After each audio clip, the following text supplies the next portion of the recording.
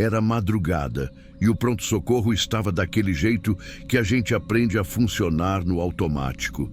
Gente gritando, macas empilhadas no corredor, paciente vomitando no lençol limpo, criança com braço torto chorando no colo da mãe e uma enfermeira me puxando para o outro lado, dizendo que um idoso estava entrando em parada. Tudo ao mesmo tempo. Era julho. Inverno mesmo, do tipo que congela a ponta do nariz dentro da sala de espera, e o Hospital Universitário Santa Clara parecia um funil de tragédia naquela noite. Engarrafamento na marginal, um monte de colisão em sequência, ambulância vindo uma atrás da outra. Já passava das 2h30 quando trouxeram ela. Mariana Castro, 29 anos. Colisão contra o guarda-raio, motorista única, desacordada. O SAMU trouxe com o básico feito. Não tinha sangramento visível, nem fratura exposta. Mas também não respondia. Só respirava num ritmo meio travado, pressão alterada, mas longe de ser o pior da noite. Demos entrada, fizemos tomografia, exames rápidos, diagnóstico, concussão leve, sem risco imediato. Ela foi levada para uma das salas de observação e eu segui o plantão, porque não tinha nem tempo de respirar. Até aí, tudo normal. Mas foi mais ou menos 1 hora depois que a coisa começou. Eu estava revendo os exames dela no computador da sala de trauma, pensando se dava tempo de subir para comer alguma coisa. Quando virei, ela estava sentada, sozinha, em silêncio, me olhando. Eu lembro de tudo, ela disse, antes que eu perguntasse qualquer coisa. Até quando vocês pensaram que eu não estava aqui? Eu não sou do tipo que perde o compasso com facilidade, mas naquele segundo, eu gelei. E não foi só porque ela tinha acordado sem nenhum chamado. Foi o jeito que ela falou aquilo, como quem está só constatando uma coisa que ninguém quer ouvir. Tentei manter a calma. Falei o que sempre se fala, que era normal ter confusão depois de um trauma, que às vezes o cérebro mistura memórias, mas ela me cortou. O rapaz da ambulância disse que eu dei sorte de bater na hora que ele estava perto do viaduto. Ele falou isso bem alto. E você falou que minha pressão estava 12/7, bem baixo, de costas para mim. E o aparelho de imagem travou antes de fazer a última captura da tomografia, lembra? Ela descreveu essas 3 coisas com detalhes que não estavam no relatório, nem tinham sido faladas com ela. Uma paciente desacordada não podia saber disso. Ela não parava. Disse que escutou quando a enfermeira da sala ao lado contou uma piada besta sobre comida japonesa. Repetiu a piada com o mesmo timing. Contou que teve 1 hora que uma moça chorava baixo do outro lado da cortina, pedindo para ligarem para a mãe. Até aí, eu ainda estava tentando me convencer que ela podia ter despertado antes do previsto e ninguém percebeu. Que ela podia ter ouvido tudo com os olhos fechados. Estava me agarrando nisso, mas o que veio depois foi o que me desmontou. A sua filha, você guarda uma foto dela dobrada na carteira, né? É uma foto antiga. Ela tá de uniforme escolar, cabelinho preso de lado. Aquilo não tinha como, nem remotamente. Eu nunca falei dela ali, nem naquele hospital. A maioria da equipe nem sabe. E a foto, só quem me conhece de antes sabe que eu carrego. Ela ficou me olhando, sem sorriso, sem drama, só me olhando como quem já tinha visto demais. Doutor, eu estava morta, não estava? A voz dela estava calma, mas tinha uma coisa nela que eu não sei. Era como se não tivesse dúvida nenhuma no que dizia. Eu tentei desviar, dizer que o cérebro cria imagens, que o trauma causa isso, aquilo. E aí ela soltou a última. Eu vi quem te segue. Eu não respondi. Só fiquei parado.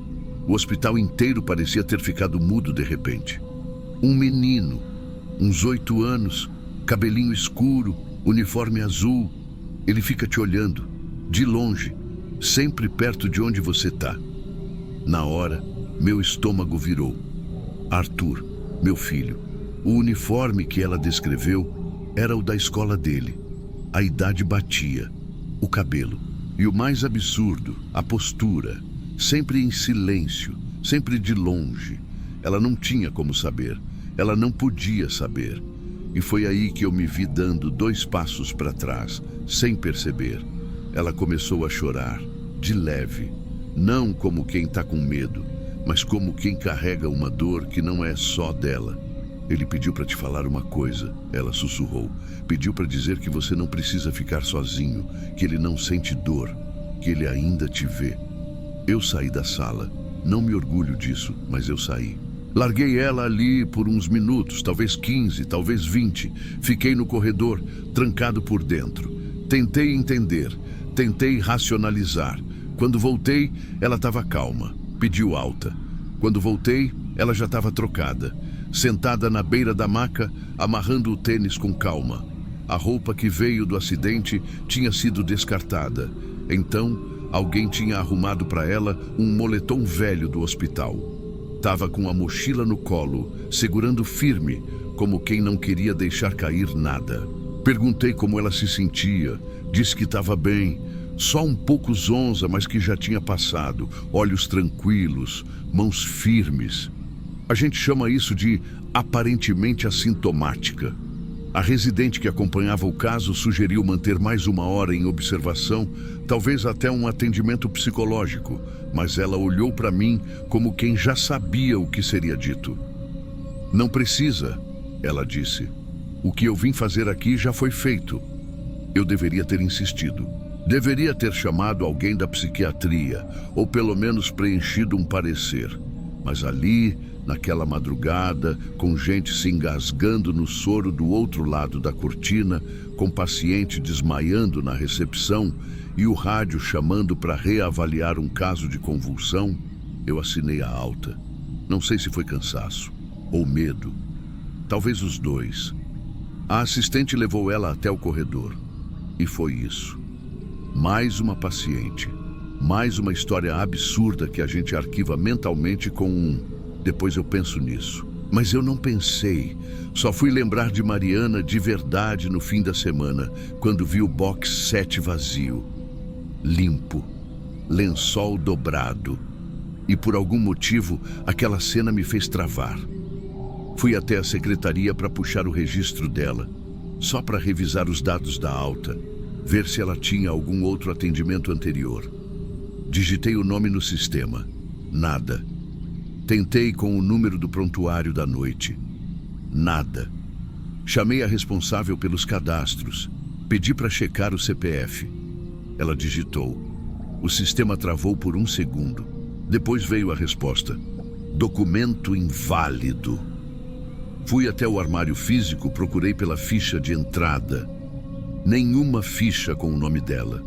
Nenhum termo de consentimento assinado. Nem mesmo a etiqueta impressa da pulseira. E isso não acontece. Não ali. Na ambulância, liguei para o número do SAMU que constava no relatório do plantão. Passei os dados, o nome, o horário. A atendente foi solícita, pediu um tempo. Me ligou de volta uns 20 minutos depois, dizendo que não havia nenhuma ocorrência com esse nome na madrugada daquele sábado. Nem Mariana, nem colisão, nem mulher desacordada com 29 anos. Voltei para o sistema do hospital. Procurei pelas imagens da tomografia. A pasta constava no diretório geral, mas os arquivos estavam corrompidos. Nenhum laudo validado, nenhuma imagem recuperável. Mariana Castro não existia. Mas eu lembro dela com uma nitidez que me incomoda. O jeito como ela falava devagar, o cabelo preso num coque mal feito, a voz calma demais, os olhos que pareciam saber mais do que deveriam. E principalmente, o que ela disse sobre o Arthur. Fiquei semanas em negação. Evitava falar, fingindo que não lembrava. Mas não conseguia mais passar pelo box 7 sem sentir o estômago revirar. E sempre que eu ia lá, sempre, o ambiente parecia mais frio. Como se tivesse uma corrente de ar invisível atravessando o teto. Uma noite, tive que atender um homem com suspeita de AVC justamente no box 7. Enquanto o enfermeiro posicionava os eletrodos, eu virei de costas por 1 segundo para checar o monitor e vi, no reflexo da janela escura do lado de fora, uma sombra infantil atrás de mim. Não tinha som, nem movimento, só a silhueta pequena, parada, com o que parecia ser uma mochila nas costas. E o mais estranho, o reflexo não sumiu quando me virei. Simplesmente não estava lá na sala, mas no vidro ainda aparecia. Depois disso, começaram os relatos. Enfermeiras dizendo que ouviam passos curtos na sala quando estava vazia. Gente jurando que viu a cortina se mexer sozinha.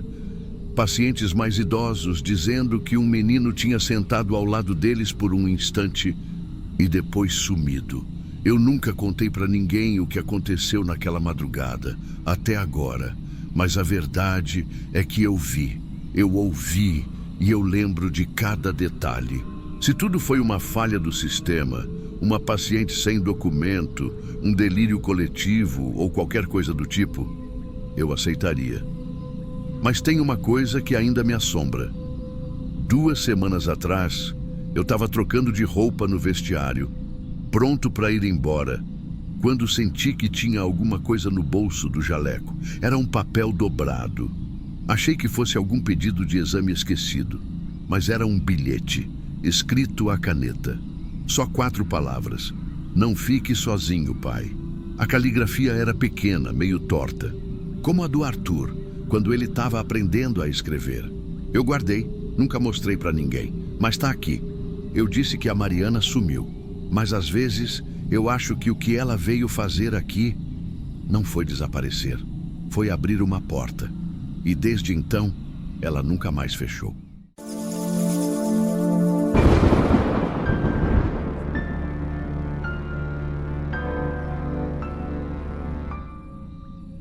A primeira coisa que você aprende num pronto-socorro é confiar nos monitores. Você pode até errar no instinto, se confundir no protocolo, mas o monitor não mente. Ele é a última palavra. Quando ele mostra a linha reta, é fim de jogo. Ou era para ser. Naquela noite eu fui traído por ele, e não foi erro de leitura, interferência elétrica ou defeito de equipamento. Não. Foi outra coisa, algo que até hoje me persegue. Não nos plantões, mas no silêncio da minha casa. Chovia pesado naquela madrugada. Interior de Minas, começo de novembro. O tipo de chuva que começa mansa no começo da noite e vai engrossando até virar tempestade de madrugada. Céu fechado, trovoada constante e todos os corredores lotados. Meu plantão tinha começado às 7 da noite e em menos de 2 horas já tinha um tiroteio de bairro, uma criança com pneumonia grave e uma senhora com suspeita de AVC, sala de emergência funcionando no limite. Era 1h15 quando a ambulância encostou trazendo o Lucas. 24 anos, corpo forte, queimado de sol, roupa de pescador.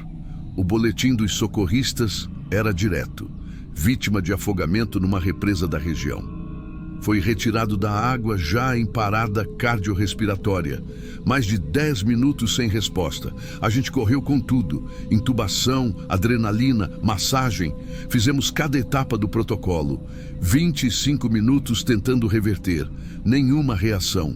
À 1h45, eu declarei o óbito.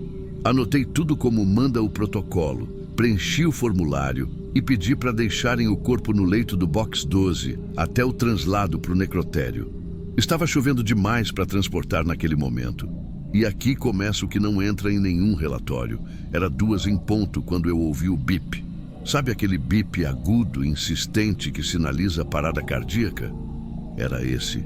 Mas não era de nenhum paciente vivo. Era do box 12, o mesmo onde o Lucas estava. O corpo já em rigidez, olhos semiabertos, pele pálida, morto. Mas o monitor mostrava batimento. Primeiro uma linha reta, depois picos, um ritmo perfeito. 72 batimentos por minuto, saturação 99, pressão arterial normal. Eu congelei por alguns segundos. Meu cérebro começou a correr atrás de explicação. Talvez alguém tenha mexido no cabo. Talvez tenham ligado o monitor errado. Ou... sei lá. Eu fui até lá. Não tinha erro. O monitor estava conectado corretamente. O cabo no peito dele. E o corpo, totalmente inerte, frio, morto. Mas o monitor dizia outra coisa. Chamei a enfermeira. Ela também conferiu tudo e, sem entender nada, desligou o aparelho da tomada.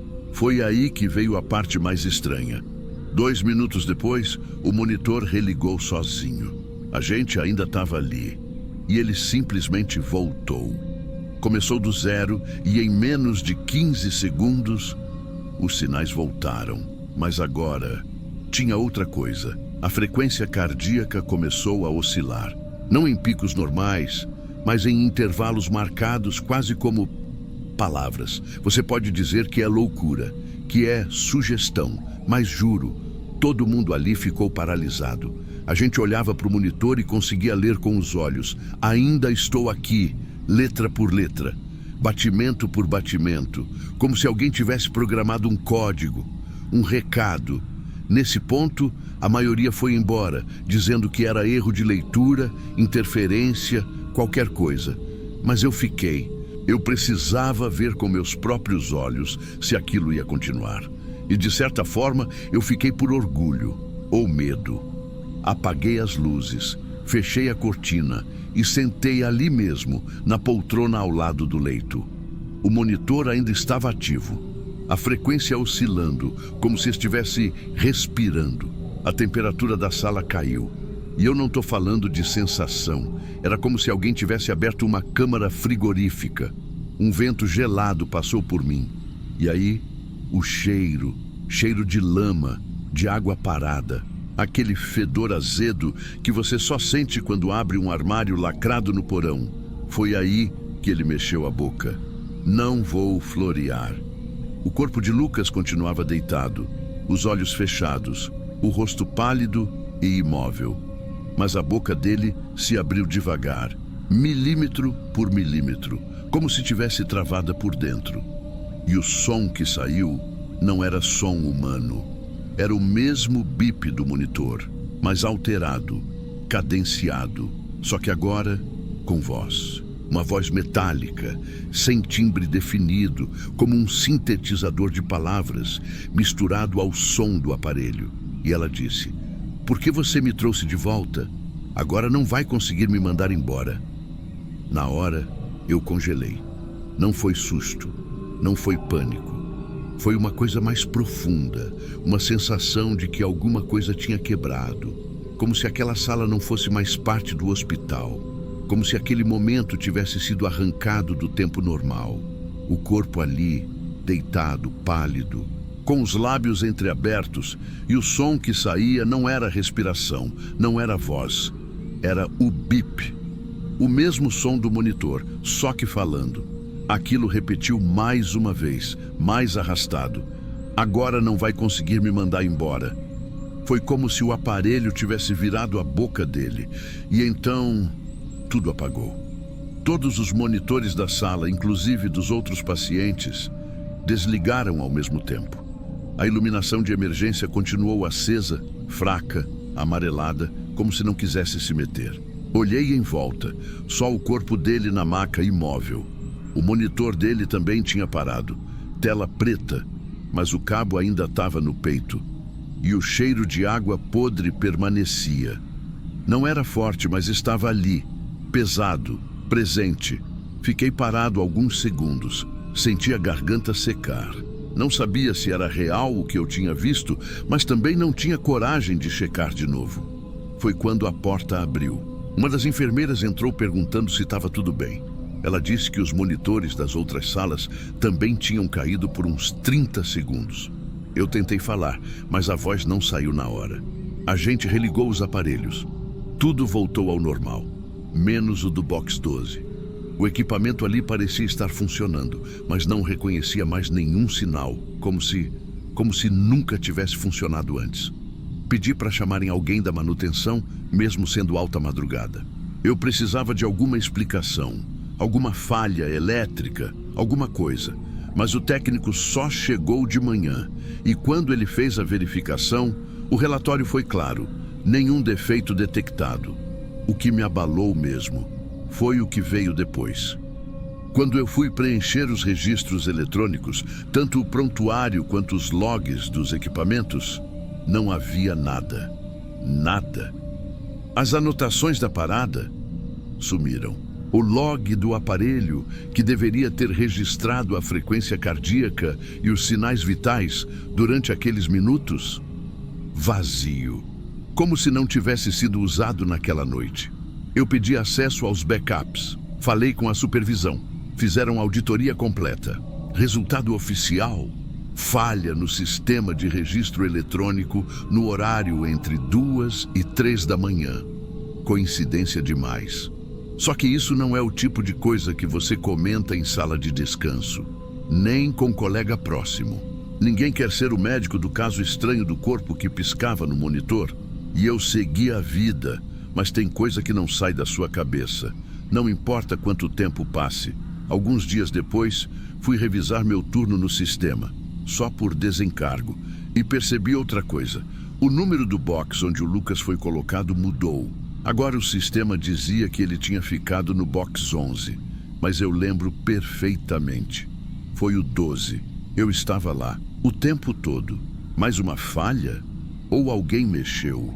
Na ficha final, consta que ele chegou sem sinais vitais e foi declarado óbito 30 minutos depois. Tudo certinho. Morte por afogamento. Só que ninguém, além de mim e da enfermeira que viu o monitor religando, sabe do resto. E ela nunca mais falou sobre aquilo também. Só me olhou de longe no dia seguinte e desviou o olhar. Desde então, eu evito ficar sozinho em UTI. Não é que eu tenha medo do que pode aparecer. É medo do que já apareceu. E talvez ainda esteja por perto. Tem noites em que, mesmo fora do hospital, deitado no meu quarto com tudo em silêncio, eu juro que escuto um bip baixo, contínuo, quase imperceptível. Às vezes, acho que é coisa da minha cabeça.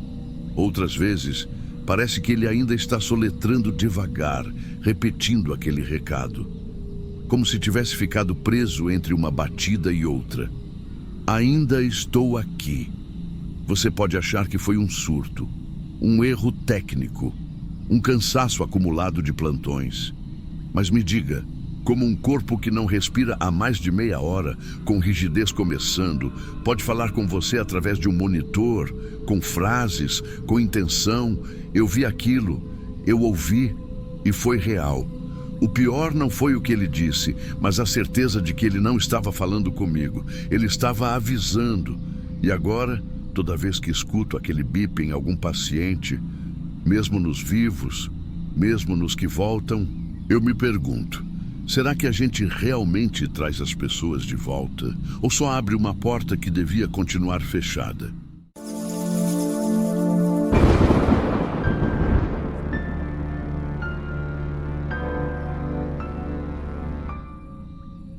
Sabe quando o monitor para de apitar e o silêncio parece mais pesado que qualquer barulho da emergência? Naquela madrugada, foi exatamente assim. Silêncio. Pesado. Quase dolorido. Era por volta de 2h20 da manhã. O plantão já estava virando um caos. A sala vermelha cheia, a pediatria com criança em crise respiratória, uma senhora descompensando na sala 3 e a gente tentando correr contra o tempo em todos os cantos. Quando o SAMU chegou, foi no susto. Nem ligaram antes. Desceram com o paciente direto, um homem de 61 anos, Álvaro Medeiros. Trouxeram ele no oxigênio, desacordado. A esposa estava junto, aos prantos, dizendo que encontrou ele caído no chão do banheiro. Primeira checada. Sem pulso, sem resposta, sem respiração. Pupila dilatada. Na hora gritei: "Código azul agora!" Foi aquele corre-corre, compressão, tubo, adrenalina. Eu já tinha vivido essa cena dezenas de vezes, mas essa foi diferente. Talvez porque demorou demais. Foram 17 minutos. Eu lembro porque olhei o relógio várias vezes fazendo as contas, mas no final ele voltou. Pressão fraca, batimento lento, mas voltou.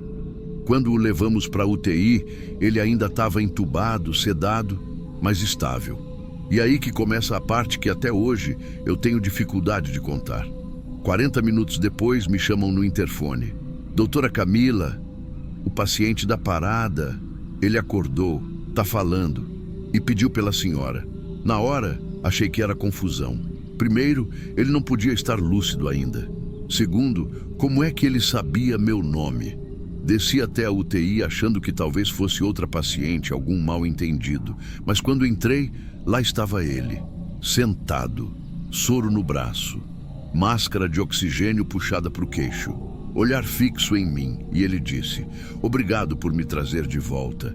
Eu vi você o tempo todo." Eu travei, só consegui perguntar: "O senhor lembra de alguma coisa?" Ele balançou a cabeça, sorriu e foi falando como se me conhecesse há anos. Disse que eu usava uma correntinha com uma letra de alguém que eu perdi, a letra L. Era do meu irmão, Léo, que morreu num acidente quando a gente era adolescente, e sim, eu usava, sempre por baixo do jaleco. Aí ele falou de uma cicatriz que eu tenho nas costas, uma marquinha pequena de quando eu caí da árvore com 8 anos. Eu nunca contei isso pra ninguém ali. E aí veio o mais absurdo. Ele mencionou uma discussão que eu tive 2 dias antes com o meu chefe, sobre horas extras. Uma conversa que aconteceu no corredor da sala de repouso. Só nós dois sabíamos. Eu perguntei, ainda tentando manter a postura: "O senhor tá bem? Lembra de onde tá?" Ele respondeu com um sorriso quase triste: "Eu estive fora por 17 minutos e 14 segundos.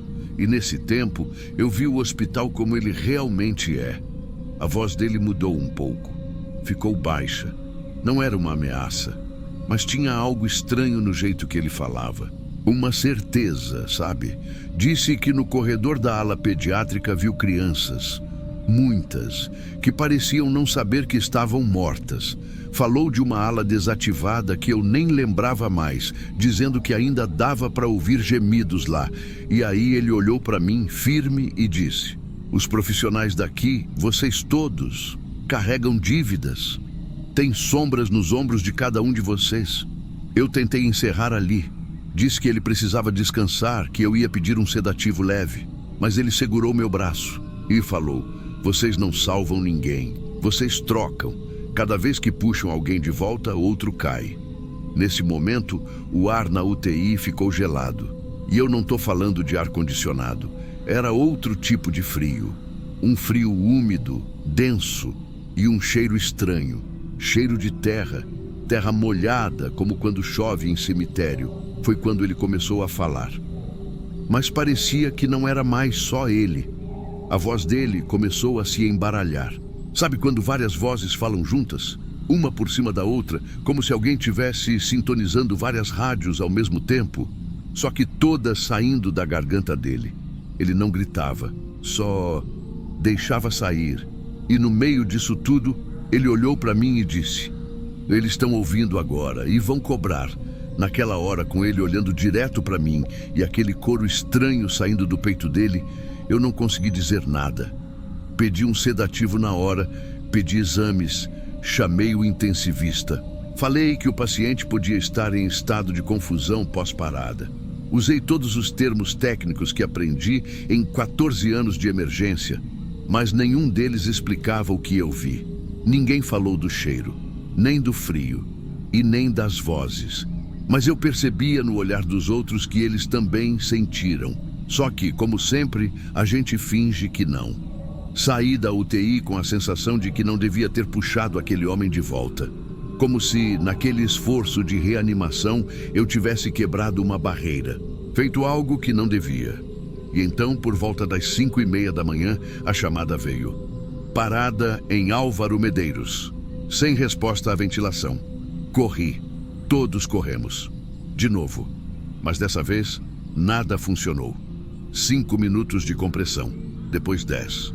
Depois 15. Sem retorno. O óbito foi declarado às 5:47. A esposa já tinha sido dispensada naquela madrugada por recomendação da equipe, porque ela estava muito abalada.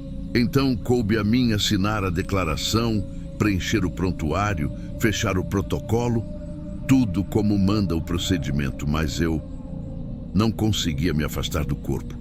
Fiquei ali, olhando. O rosto dele estava sereno, mais do que deveria, e a sensação era de que ele já sabia que ia voltar, que só veio entregar o que precisava. Na semana seguinte, durante outro plantão, fui passar perto da UTI e o interfone tocou. Quando atendi, não tinha ninguém do outro lado, só um chiado, baixo, e um som repetitivo que parecia voz, muito baixa, como se alguém estivesse cochichando vários nomes, um por cima do outro. Um deles era o meu.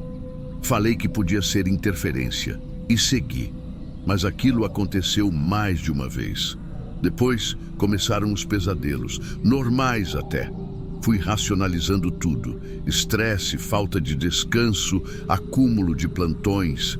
Só que um detalhe sempre me perseguia: aquele cheiro. Sempre no mesmo horário, entre 2 e 3 da manhã, eu sentia um vento frio me atravessar, mesmo com a sala fechada. E às vezes, durante reanimações, antes mesmo do monitor apitar, antes da enfermeira dizer que o paciente estava desacordado, eu sentia um arrepio, como se alguém tivesse entrado na sala antes da gente. Comecei a hesitar. Se o paciente passava de 10 minutos em parada, mesmo que jovem, com chances, eu travava. E lembrava da frase: vocês não salvam, vocês trocam. E fui buscar ajuda. Conversei com uma psicóloga do hospital. Ela disse que era culpa mal resolvida, que ninguém carrega uma morte sozinho. Mas eu não estava carregando uma morte. Eu estava carregando algo que veio com a vida, algo que não devia ter voltado. Hoje, 5 anos depois, eu continuo na emergência. Mas tem uma coisa que nunca mais foi embora. De vez em quando estou sozinha revisando prontuários no computador, eu escuto um som fraco vindo de trás. Não é grito, não é voz clara.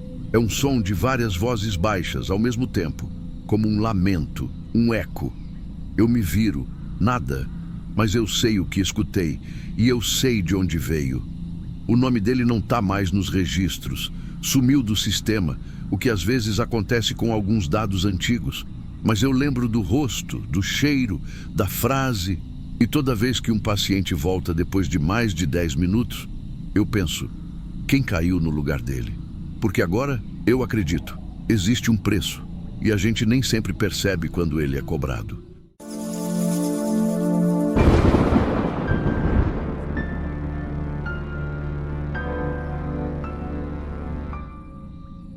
Eu já vi muita coisa feia trabalhando em pronto-socorro, muita mesmo, mas nada me travou como aquilo.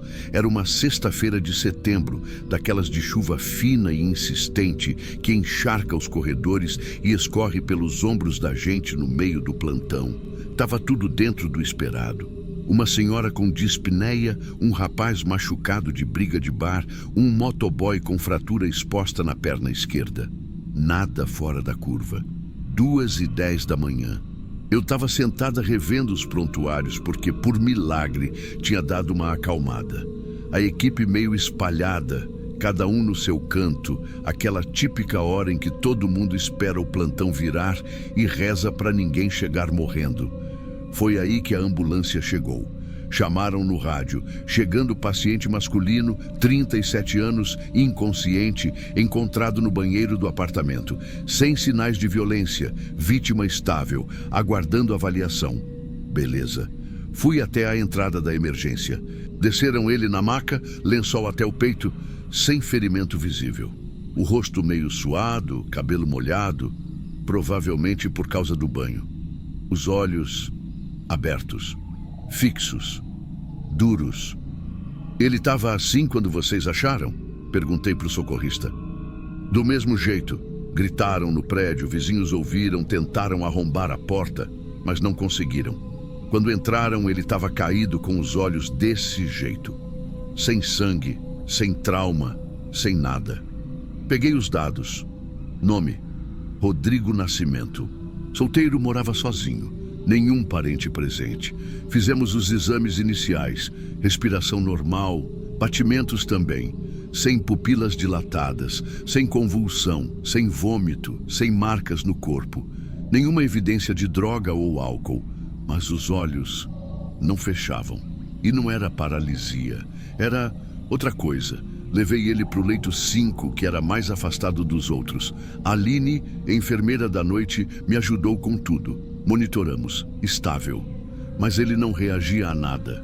Nem a voz, nem a dor, nem a luz direta nos olhos. Só aquele olhar morto. Fui auscultar. Quando me aproximei, veio um cheiro estranho, bem de leve no começo. Parecia terra molhada, mas não era só o cheiro da chuva lá fora. Era mais denso, pesado, como cova recém-aberta depois da tempestade.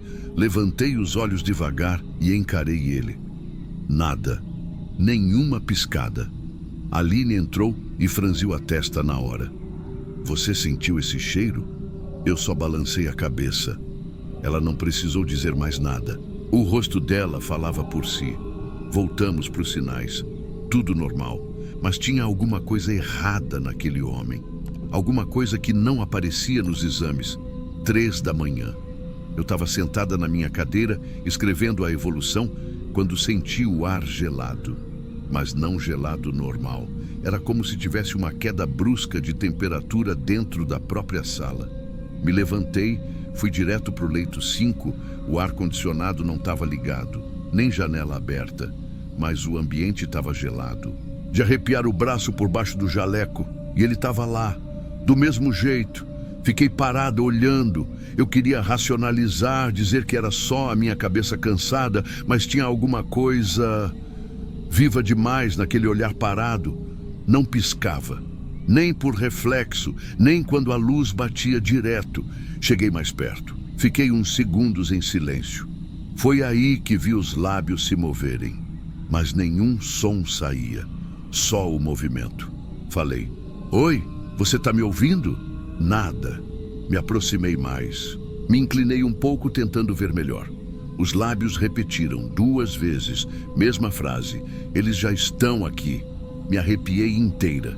O cheiro de terra voltou, mais forte, como se alguém tivesse jogado punhados dentro da sala. E dessa vez vinha do chão, como se estivesse subindo. Eu dei 2 passos para trás. Ele continuava olhando para o teto, lábios fechados agora. Silêncio total. Dei meia volta. Fui chamar a Aline. Quando a gente voltou juntas, tudo parecia igual. Mas a temperatura tinha normalizado. O cheiro sumido. Rodrigo, imóvel, mas agora parecia mais calmo. Voltei para minha cadeira, mas eu não conseguia escrever. Tinha alguma coisa errada. Às 3h40 fui mais uma vez ver o paciente. Quando cheguei perto da maca, ele virou os olhos pela primeira vez, lentamente, e fixou em mim, frio, sem emoção, mas com um terror que não vinha do rosto, vinha do olhar, como se ele tivesse visto alguma coisa que não devia, como se estivesse preso em algo que não conseguia explicar. Antes que eu dissesse qualquer coisa, ouvi um barulho vindo debaixo da maca, algo metálico, como se arranhassem o ferro da estrutura por baixo, longo, arrastado, como unha em portão enferrujado. Me afastei na hora. A Aline nem tinha entrado ainda. O barulho parou. Rodrigo abriu a boca, dessa vez com um som, fraco, mas audível. "Não, deixa abrirem." Eu congelei. "O quê?" Ele repetiu. "Não deixa saírem." A voz era arrastada, como se viesse de muito longe. Mas não era alucinação. A frase foi dita com clareza. E depois, ele fechou os olhos. Pela primeira vez, eu não consegui continuar ali sozinha. Chamei o Dr. Miguel, que estava descansando numa das poltronas da sala de repouso. Falei baixo, só o suficiente para ele entender que não era frescura minha. Quando ele me viu tremendo, levantou na hora. Vieram ele, a Aline e mais 2 seguranças do hospital. Entramos juntos. A maca estava do mesmo jeito, mas Rodrigo agora parecia dormindo. Olhos fechados, sem cheiro, ambiente normal, silêncio total. Olhei para o chão debaixo da maca. Nada, nenhum objeto. Nenhum arranhado. Tudo limpo. O Dr. Miguel perguntou se eu queria que fizessem nova avaliação neurológica, mas eu só balancei a cabeça. A verdade é que eu já não sabia o que pensar. Tudo tinha sido real demais para eu inventar, mas desapareceu rápido demais para ser explicado. Rodrigo seguiu monitorado até o amanhecer. Às 5h20 da manhã, ele abriu os olhos. Acordou tranquilo, com o rosto sereno. Se espreguiçou como quem levanta depois de uma boa noite de sono. E a primeira coisa que falou foi: "Que horas são?" Eu estava na beira do leito. Ele me olhou com a maior naturalidade do mundo. Nem parecia a mesma pessoa que tinha me encarado com aquele pavor todo algumas horas antes. "Você lembra de alguma coisa?" perguntei. Ele franziu a testa. Pensou um pouco. "Eu lembro que entrei no banho, aí senti uma pressão esquisita, como se o teto tivesse descido sobre mim. Depois, só um apagão. Vocês me trouxeram para cá?" Contei tudo com cuidado. Disse que ele foi encontrado inconsciente, sem sinais de trauma, e que a gente manteve em observação. Ele ficou meio confuso, agradeceu, perguntou da roupa dele, perguntou se podia ligar para alguém, e em nenhum momento mencionou as frases: nem o cheiro, nem o frio, nem os olhos que não piscavam. Antes das 9 da manhã, ele foi liberado com orientação para passar na clínica da família para reavaliação. Saiu andando calmo, educado, agradeceu cada um da equipe. Até sorriu. Aline virou para mim e disse: "Impossível, parece outro homem." Eu não respondi, mas minha cabeça estava longe dali. Eu só pensava no que ele tinha dito com aquela voz arranhada: "Não deixa saírem." E principalmente no som que veio debaixo da maca. Aquilo não foi psicológico. Aquele barulho eu ouvi. Na semana seguinte, voltei ao plantão. Mesmo horário, mesmo hospital, mesmo leito 5, mas dessa vez vazio. Tentei fingir que nada tinha acontecido. Vida que segue, plantão é plantão, não dá para pirar. Mas na sexta-feira seguinte, logo cedo, a notícia me travou. Estava tomando café rápido na copa quando vi a manchete no tablet de um residente: homem de 37 anos é encontrado morto em apartamento. Causas indeterminadas. O nome não me chamou a atenção de primeira. Foi a foto. Rodrigo. O mesmo homem. Falei em voz alta sem perceber. Eu atendi ele semana passada. Todos olharam. Ninguém entendeu muito. Fui ler a matéria inteira. O corpo foi encontrado pela síndica 2 dias depois da alta, quando os vizinhos reclamaram do cheiro. Estava no mesmo banheiro. Porta trancada por dentro. Nenhuma lesão. Nenhuma substância no sangue. Nada que explicasse a morte. A única coisa fora do comum no laudo era a posição. Deitado de barriga para cima. Olhos abertos. E um leve arranhado metálico na parte inferior das costas, como se tivesse sido arrastado. Mas não havia marcas no chão. O mais bizarro foi um comentário de um dos peritos. Pela rigidez e a posição, parecia que ele não morreu de forma súbita. Ficou consciente por algum tempo, só não conseguiu se mover. Eu não dormi naquela noite, nem nas outras 2. No plantão seguinte, eu pedi para trocar de leito. Disfarcei. Inventei uma desculpa técnica. Mas a verdade é que eu não entro mais sozinha no leito 5. E até hoje, quando passo por lá, tenho a impressão de que o ar muda. Fica mais denso. Como se alguma coisa ainda estivesse ali, esperando, observando. E às vezes, bem de vez em quando. Quando tudo está silencioso demais, sem ninguém por perto, eu juro que escuto de novo aquele som. Como se alguém arranhasse devagar o ferro da maca, por dentro.